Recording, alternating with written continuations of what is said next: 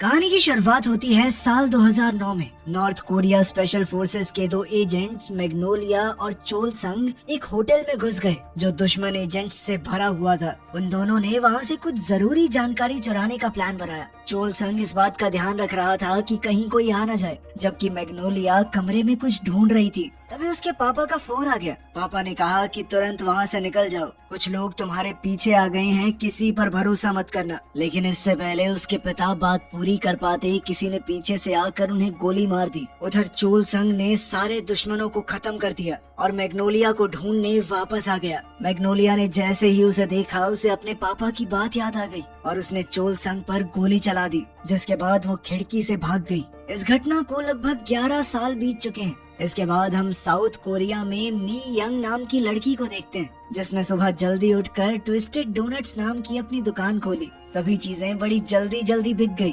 इसीलिए वो टाइम से अपने पति सियोक के पास पहुंच गई। सियोक अपनी कंप्यूटर ठीक करने की दुकान चला रहा था और साथ ही बहुत सारा जूस पी रहा है, क्योंकि जूस के ढक्कन में कुछ न कुछ प्राइज निकलने वाला था। मी यंग ने अपने पति को जब ये करते हुए देखा तो उसे बहुत डांटा कि ऐसे फालतू पैसे ना बर्बाद किया करो, लेकिन अगर वो जीत गया तो वॉशिंग मशीन मिलेगी। ये आइडिया उसे अच्छा लग रहा था। तभी मी यंग ने भी एक बोतल खोली और उसके ढक्कन में फर्स्ट प्राइज निकल आया, हवाई की एक ट्रिप। पहले तो दोनों ने सेलिब्रेट किया, पर फिर घर जाकर मी यंग ने फैसला किया कि वो लोग ट्रिप पर नहीं जाएंगे। उनके पास पैसों की कमी है और एक हफ्ते के लिए दुकान बंद करना बहुत मुश्किल हो जाएगा। उसने सोचा कि जिसकी भी वॉशिंग मशीन निकलेगी मैं उससे ढक्कन बदल लूंगी। ये सुनकर उनकी बेटी नारी भी उदास हो गई। वो घर पहुंची ही थी कि तभी स्कूल से उसकी माँ को मैसेज आ गया। स्कूल में उसने फिर से किसी को मारा था, चोट पहुंचाई थी। जब उसे अपनी इस हरकत के लिए ढेर सारी डांट और मार पड़ी तो उसने रोकर कहा कि सब बच्चे मेरा मजाक उड़ाते हैं, गरीब गरीब बुलाते हैं मुझे, ना तो मेरे पास फोन है, ना कभी मैं छुट्टियां मनाने गई हूँ आज तक।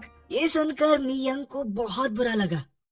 अपनी बेटी के सोने के बाद रात को मी यंग और सियोक ने बात की। मी यंग ने कहा कि ट्रिप पर चले ही जाते हैं, हमारी बेटी को जिंदगी में थोड़ी खुशी तो मिले। अगले दिन तीनों पासपोर्ट बनवाने गए। इस वक्त एक अजनबी औरत भी पासपोर्ट और टिकट लेकर तैयार खड़ी थी। वो एक कॉल का इंतजार कर रही है जो उसे जाने का ऑर्डर देगी। शहर के दूसरे हिस्से में चियोल संग को कॉल आया कि मैग्नोलिया 10 साल बाद आखिरकार दिख गई है और वो जल्द ही हवाई जाने वाली है। उसे जिंदा पकड़ने के ऑर्डर्स थे। अपनी ट्रिप पर जाते हुए मी यंग ने आखिरी पल तक काम किया ताकि वो थोड़े एक्स्ट्रा पैसे ले जा सके ट्रिप पर। वो लोग एयरपोर्ट भी लेट पहुंचे, पर किस्मत से गेट बंद होने से पहले एंट्री मिल गई। चोल संग और वो अजनबी औरत जो अपना चेहरा छुपा रही थी और साथ ही एक खास एजेंट अपनी गैंग के साथ मैग्नोलिया को पकड़ने के लिए वहाँ मौजूद थे। 2 बिजनेस क्लास सीट्स बच गई थी, तो स्टाफ ने मी यंग और नारी को फ्री में इकोनॉमी से बिजनेस क्लास का अपग्रेड दे दिया। बेचारे सियोक को इकोनॉमी में ही बैठना पड़ा। प्लेन में स्टुअर्ट ह्यून मिन भी है,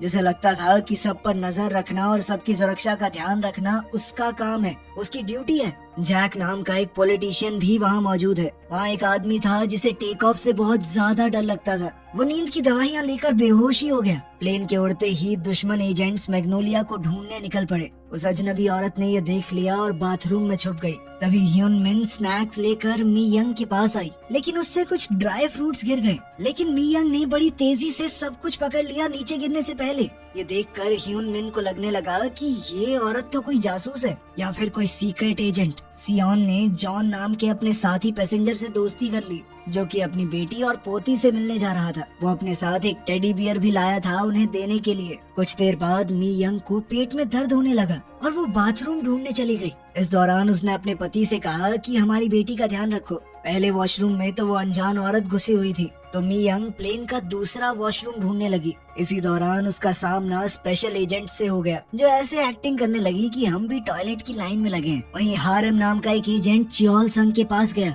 ये बताने के लिए कि मैग्नोलिया नहीं मिली, पर अभी तक उन्होंने बिजनेस क्लास को चेक नहीं किया है, क्योंकि वहाँ जाना अलाउड नहीं है ना। चियोल संग ने फैसला किया कि अब और इंतजार नहीं करना चाहिए और उन्हें जल्द से जल्द ऑपरेशन शुरू करना होगा। ह्यून मिन ने ये बात सुन ली और अपनी साथी एयर होस्टेस को बताने गया कि कुछ गड़बड़ होने वाली है प्लेन में, लेकिन एयर होस्टेस ने उसकी बात नहीं सुनी, क्योंकि वो हमेशा ही ऐसे करता रहता है। उसे ऐसा लगता है कि हर एक बंदा एक जासूस है। तभी कुछ लोगों ने प्लेन को हाईजैक कर लिया। चियोल संग ने एयर होस्टेस को बंदी बना लिया और फिर कैप्टन के पास गया ताकि प्लेन की दिशा को बदला जा सके। बाहर च्योल संग के आदमी सभी पैसेंजर्स को एक जगह इकट्ठा कर रहे थे। गैंग के सबसे ढीले ढाले आदमी को बाथरूम चेक करने का काम मिला, लेकिन उसने मी यंग को अंदर ही छोड़ दिया क्योंकि जब उसने दरवाजा खटखटाया तो किसी ने खोला नहीं। वो इतना आलसी आदमी है कि कौन इंतजार करे। फिर वो प्लेन के आखिर में एक कमरे की चेकिंग करने गया, लेकिन अचानक प्लेन को झटका लगा जिससे दरवाजा बंद हो गया और कार्ड दरवाजे के आगे आ गए जिससे वो आदमी वहीं बंद हो गया। दूसरी तरफ उस पॉलिटिशियन जैक को लग रहा था कि हाईजैक उसके चक्कर में हुआ है, लेकिन एजेंट्स ने उससे कुछ बातचीत तक नहीं की और चुपचाप बाकी लोगों के बीच में बैठा दिया। जल्द ही South Korean National Security Agency को हाईजैक की खबर मिल गई, लेकिन वो बेफिक्र हैं क्योंकि प्लेन में उनका एक एजेंट है। लेकिन उनका जो सीक्रेट एजेंट प्लेन में था ये वही आदमी है जो टेक ऑफ से बहुत ज्यादा डर रहा था और भाई अब नींद की गोलियां खा के पूरी तरह बेहोश पड़ा है। वो तो हिलाने पर भी नहीं उठ रहा था। हाईजैकर्स ने उसे भी घसीट कर बाकी पैसेंजर्स के साथ बैठा दिया जैसे वो कोई गुड़िया हो। च्योल संग ने लोगों के बीच में उस अनजान औरत को देखा तो उसे कहा कि अपने चेहरे से नकाब हटाओ, लेकिन वो औरत भी मैग्नोलिया नहीं निकली। दरअसल ये औरत एक फेमस एक्ट्रेस है जो बिना किसी का ध्यान खींचे ट्रैवल करना चाहती थी। अब तक नेशनल सिक्योरिटी एजेंसी ने हिसाब लगा लिया था कि हाईजैक का असली कारण मैग्नोलिया ही है। मैग्नोलिया नॉर्थ कोरिया से भागकर साउथ में आ गई थी। वो अब एक चाइनीज औरत का भेष बनाकर वहाँ रह रही थी। तब से उनकी नजर है उसके ऊपर, लेकिन उन्हें ये नहीं पता था कि मैग्नोलिया ने प्लास्टिक सर्जरी भी करवा ली है। और गजब बात तो ये है कि मैग्नोलिया का नया नाम मी यंग है। तभी एक एजेंट ने बाथरूम में मी यंग की आवाज सुन ली और उसे पकड़ने की कोशिश की, लेकिन इस खतरनाक सिचुएशन में मी यंग की ट्रेनिंग जाग गई। उसने फटाक से उस एजेंट को गिराकर बेहोश कर दिया। च्योल संग ने स्पीकर पर अनाउंसमेंट की कि मैग्नोलिया जहाँ भी हो सबके सामने आ जाए। जैसे ही मी यंग ने आवाज सुनी तो उसे अपनी पुरानी कहानी याद आ गई। पिछले 10 सालों में कैसे उसने अपनी जिंदगी को बदला है, कैसे वो भागी, कैसे एक नई जिंदगी की शुरुआत की, कैसे परिवार बनाया। वो अपने परिवार को किसी भी हाल में खोना नहीं चाहती, तो उसने फैसला किया कि वो लड़ेगी। वो भी प्लान बना ही रही थी कि कैसे एंट्री मारनी है कि तभी सियोक भी नारी को अपने साथ बैठे पैसेंजर जॉन के हवाले करके वहाँ से निकल गया। उसे अपनी पत्नी की चिंता हो रही थी। वहीं एजेंट सबका फोन छीन रहे थे। तभी सियोक को एक लैपटॉप पड़ा मिला। उसने वो उठाया और उसे लेकर नीचे सर्वर रूम में चला गया। वहाँ उसने कंप्यूटर को सिस्टम से कनेक्ट किया और प्लेन को कंट्रोल करने के लिए सिस्टम हैक करने लगा। उधर एक आदमी ह्यून मिन को स्टूवर्ड एरिया में ले गया और उसे जल्दी से पैसेंजर लिस्ट दिखाने को कहा। तभी ह्यून मिन ने देखा कि मी यंग ऊपर छत पे छुपी हुई है, तो उसने जानबूझकर लिस्ट ढूंढने में ज्यादा टाइम लगाया ताकि मी यंग को हमला करने का मौका मिल जाए। अचानक मी यंग एक एजेंट पर कूद पड़ी और उसे बेहोश कर दिया। फिर उसने एक एयर होस्टेस की ड्रेस पहनी और ह्यून मिन की स्मार्ट वॉच ले ली। मी यंग अब प्लेन के इकोनॉमी सेक्शन में पहुंची, जो कि पूरी तरह खाली है। वहाँ सिर्फ एक एजेंट था जिसे खत्म करना उसके लिए बड़ी बात नहीं थी। मौका देखकर बड़ी चालाकी से मी यंग ने उसकी बंदूक छीन ली। फिर उससे लड़ते हुए कोल्ड ड्रिंक के कैन को लात मार के उसके गोटे फोड़े और आखिर में दूसरा कैन सर पे मार के उसे बेहोश कर दिया। अब मी यंग उस सेक्शन में पहुंची जहां सभी पैसेंजर्स थे। उसकी बेटी भी उसी जगह पर है, इसीलिए उससे अपना चेहरा छुपाने के लिए उसने एक आदमी का सनवाइजर लिया और अपने चेहरे पर रख लिया। फिर उसने बड़ी सफाई से वहां मौजूद गार्ड को पीट दिया। ह्यून मिन सर्वर रूम में पहुंच गया और उसने देखा कि Seok Hwan national security service को इस सब के बारे में मैसेज भेज रहा है। ह्यून मिन को लगा कि ये आदमी भी उन्हीं गुंडों में से एक है और उसने पीछे से सियोक को पकड़ने की कोशिश की, पर तभी पता चला कि सियोक भी एक सीक्रेट एजेंट है। इसीलिए उसने बड़ी आसानी से ह्यून मिन का अटैक रोक दिया। वो इस वक्त गुस्सा था क्योंकि ऊपर वाले ऑफिसर्स नहीं चाहते कि वो इस काम में पड़े, क्योंकि अब वो रिटायर हो चुका है। तब ह्यून मिन ने कहा कि आप चिंता मत करो, हमारी तरफ से भी एक एजेंट लड़ रही है। और उसने अपना फोन निकालकर अपनी स्मार्ट वॉच को फोन किया। इस सब में ह्यून मिन को बहुत मजा आ रहा था। वो जासूसों का बहुत बड़ा फैन था। उसकी ऐप में उसने सेटिंग छेड़ रखी थी जिस वजह से आवाज बदल गई। इससे सियोक और मी यंग एक दूसरे को पहचान नहीं पाए जब वो फोन पर बात कर रहे थे। बातें ज्यादा देर तक नहीं चली क्योंकि जैसे ही सियोक ज्ञान पेलने लगा कि देखो ऐसा करना, ठीक है, मी यंग ने तुरंत फोन काट दिया। इसके बाद सियोक ने प्लेन के कंट्रोल्स को हाईजैक कर लिया। प्लेन को ऑटो पायलट पर डालकर डेस्टिनेशन फिक्स कर दी। इसी बीच ह्यून मिन पीछे वाले कमरे तक पहुंच गया। उसने वहां पर इलेक्ट्रिक टेजर ढूंढ लिए। साथ ही उसने उस आदमी को भी देखा जो पहले खुद को लॉक करके सो गया था। उधर कॉकपिट में च्योल संग ने कैप्टन को गन पॉइंट पर रखा हुआ था। जब उसने प्लेन की डायरेक्शन को खुद ब खुद चेंज होते हुए देखा तो उसने सिक्योरिटी कैमरास चेक किए। जैसे ही उसने सियोक को कंट्रोल छेड़ते हुए देखा, उसने नीचे जाकर उस पर बंदूक तान दी। इस बीच हारिम ने मियंग को ढूंढ लिया था और उन दोनों के बीच में लड़ाई शुरू हो गई। वो बाकी छोटे मोटे एजेंट से ज्यादा ताकतवर था, इसलिए मियंग को उसे हराने में थोड़ा ज्यादा वक्त लगा। 2-3 बार वो मुश्किल में पड़ी, उसका सनवाइजर भी बीच से कट गया, लेकिन आखिर में उसने हारिम को हरा ही दिया। लेकिन उसकी जीत ज्यादा देर तक नहीं टिकी। तभी चियोल संग वहाँ आ गया, जिसने सियोक को बंदी बना रखा था। तभी मियंग भागकर वहाँ गई कि मेरे पति को कहाँ ले जा रहे हो। इस पर चियोल संग ने बताया कि तुम्हारा पति हमेशा से एक गवर्नमेंट एजेंट था। यह सुनकर मियंग चौंक गई, लेकिन फिर भी उसे अपने पति की चिंता थी। इसीलिए जब चियोल संग ने सियोक पर चाकू फेंका तो मियंग ने तुरंत उसे रोक लिया। ये देखकर चियोल संग तुरंत समझ गया कि मियंग ही मैग्नोलिया है। इसके बाद चियोल संग ने मियंग और उसके पति दोनों को बांध दिया और उन्हें पकड़कर एक कमरे में बंद करने के लिए ले जाने लगा, जिसका मतलब था कि उन्हें पैसेंजर एरिया से होकर जाना होगा। वहाँ नारी अपने पापा मम्मी को देखते ही रो पड़ी। जॉन ने उसका ध्यान भटकाने के लिए उसे टेडी बेयर दे दिया। चियोल संग ने ये देख लिया और नारी के पास गया, क्योंकि उसे लग रहा था कि इसे बंदी बनाकर फायदा होगा। लेकिन नारी ने भी झूठ कह दिया कि वो जो औरत नहीं थी जिसने मास्क पहना था, वो मेरी मम्मी है। ये सुनते ही लोगों में हल्ला मच गया, क्योंकि एक्ट्रेस ने कभी बताया नहीं कि उसका कोई बच्चा है। हीरोइन ने एक बार के लिए तो कहा नहीं नहीं, ये लड़की झूठ बोल रही है। लेकिन जब नारी उसके पास आई और उसे कान में कहा कि मेरी मदद करो, तो वो हीरोइन मान गई कि नहीं नहीं, ये सच है, मेरी बेटी है, मुझे दुनिया को बताना नहीं था। अब पीछे के कमरे में मियंग को लग रहा था कि उसकी शादी एक झूठ है, लेकिन सियोक ने बिना वक्त बर्बाद किए पूरी कहानी सुना दी। उसने बताया कि कई साल पहले मैं एक एजेंट था, मुझे तुम्हारे ऊपर नजर रखने का काम मिला था, लेकिन अब मैं सरकार के लिए काम नहीं करता, रिटायर हो चुका हूँ। उस दिन जब कुछ गुंडे मुझे तंग कर रहे थे तो तुमने मुझे बचाया था, मेरे साथ अपना खाना बांटा। मैं उसी दिन से तुम्हारे प्यार में पड़ गया था और तुमसे मिलने के कुछ समय बाद ही मैंने रिटायरमेंट ले ली थी। मुझे इस बात से फर्क नहीं पड़ता तुम्हारा असली नाम मैग्नोलिया है, तुम लोगों को मारती थी। जरूरी बात यह है कि तुम मेरी पत्नी हो और मेरी बेटी की माँ। उसकी बातें सुनकर मियंग खुशी के आंसू रो पड़ी। उधर पैसेंजर्स के पास एक आदमी को वो चाकू मिला जो मियंग ने अपने पति को बचाने के लिए पकड़ा था। उस आदमी ने उस चाकू की मदद से लोगों के बंधे हाथ खोल दिए, लेकिन वो लोग ज्यादा कुछ कर नहीं पाए क्योंकि एक एजेंट वापस आ गया। लेकिन असली तमाशा तब शुरू हुआ जब अचानक से 2 पैसेंजर खड़े हो गए और उस एजेंट को पीट पीट कर गिरा दिया। ये दोनों हारिम के आदमी निकले। वो कॉकपिट में जाकर अपने बॉस हारिम के साथ जुड़ गए। उन्होंने चियोल संग को लात मार कर गिरा दिया और कहा कि अब पूरा कंट्रोल हमारे हाथ में है। चियोल संग मियंग को गवर्नमेंट को देना चाहता था, लेकिन हारिम जानता था कि मियंग को तो और भी बहुत लोग ढूंढ रहे हैं। जो उसे सबसे ज्यादा पैसे देगा उसे ही मियंग मिलेगी।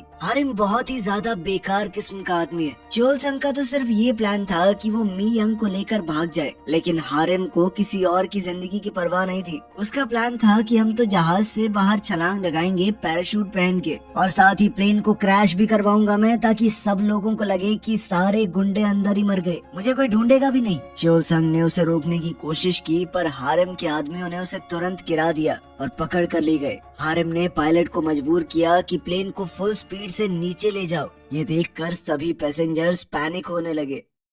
चियोल संग को पीछे के कमरे में ले जाया गया, जहां मियंग और सियोक को बांधा गया था। मियंग ने मौका देखकर चियोल संग से पूछा कि तुम क्या चाहते हो। इस पर चियोल संग ने अपना मिशन बता दिया। दरअसल नॉर्थ कोरिया की सरकार चाहती है कि वो मियंग को वापस ले आए, क्योंकि एक ग्रुप है जो कि मियंग के पिता के बनाए हुए न्यूक्लियर वेपन्स वाली तिजोरी खोलना चाहता है। वो तिजोरी सिर्फ और सिर्फ मियंग की आंख से खुल सकती है। मियंग को उस पर यकीन नहीं हुआ, क्योंकि 10 साल पहले चियोल संग ने भी उस पर गोली चलाने की कोशिश की थी, लेकिन चियोल संग ने कहा यह सब झूठ है, गोली तुमने चलाई थी मेरे ऊपर, मैं तब भी तुम्हारी ही तरफ था, तुम्हें ही बचाने आ रहा था मैं। उनकी बातचीत यहीं रुक गई जब ह्यून मिन सीलिंग शाफ्ट से नीचे कूदकर कमरे में आया। उसने सबको आजाद कर दिया और फिर सब अपना अपना काम करने वापस गए। सियोक जल्दी से सर्वर रूम में भाग गया ताकि ऑटो पायलट को वापस से कंट्रोल करके प्लेन को गिरने से रोक सके। ह्यून मिन ने प्लेन की सारी लाइट्स बंद कर दी। अब मौका देखकर मियंग और चियोल संग पैसेंजर एरिया में गए